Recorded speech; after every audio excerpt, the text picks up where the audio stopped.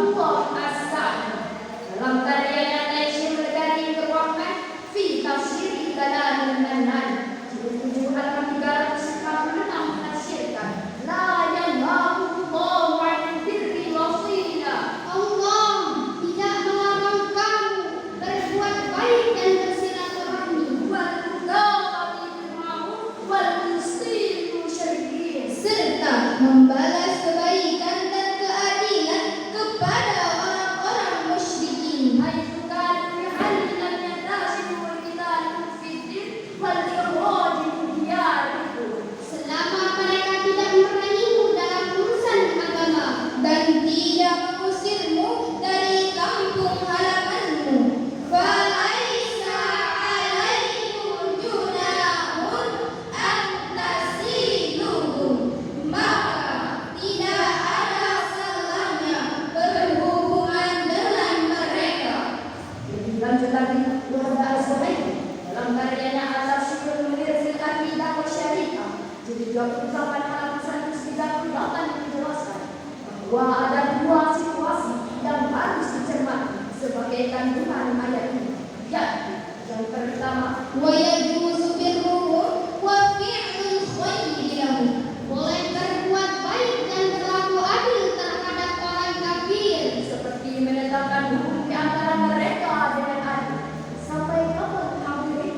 Selama mereka tidak memerangi umat Islam baik agama maupun dunianya, selama mereka tidak mengusir umat Islam dari tempat tinggalnya, dan selama mereka tidak membantu kelompok lain untuk memerangi umat Islam. Yang kedua, Wala yajuzu ittikhadul awliya wal ansar wal ahbab man alladhina qatalul muslimina 'ala ad-din. Tidak boleh menjadikan orang kafir sebagai pemimpin, pendukung dan sebagai yang harus kita cintai. sampai kapan hadirin? Selama mereka sudah berani untuk memerangi umat Islam baik agama maupun dunianya, ketika mereka mengusir umat Islam dari tempat tinggalnya, dan selama mereka membantu kelompok lain untuk memerangi umat Islam. Hadirin rahimahullah, dari ayat ini dapat kita ambil pemahaman bersama bahwa Islam adalah agama universal yang mengedepankan akhlakul karimah dalam berinteraksi terhadap sesama. Allah Subhanahu wa Ta'ala juga memerintahkan kepada hambanya untuk berbuat baik kepada semua, termasuk orang-orang yang berbeda agama.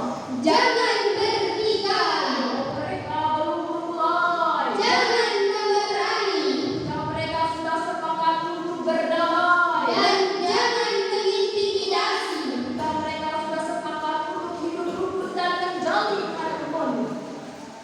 Hadirin, menurut Profesor Dr. Nasyarudin Umar dalam karyanya Islam Nusantara dalam panjang moderasi beragama, beliau menjelaskan bahwa ada 5 asas peradaban kebudayaan Islam yang harus diadaptasi untuk memperkuat moderasi, yakni Yang pertama, al-ikhwa. menjunjung tinggi prinsip persaudaraan dan kemanusiaan, Yang kedua, al-musawwah. prinsip persamaan baik sesama makhluk biologis, Yang ketiga, at-tasammuh. prinsip bertoleransi, Yang keempat, al-musyawarah. kebebasan dalam memberikan pendapat, Yang kelima, al-mu'awanah. prinsip tolong menolong dan gotong royong. Hadirin wal rahimahullah, sebagai dalil hadirin, mari bersama-sama kita simak lantunan firman Allah Subhanahu wa Ta'ala Al-Qur'an surah Al-Kafirun ayat 1 sampai 5. Berikut kita mendengar. Bis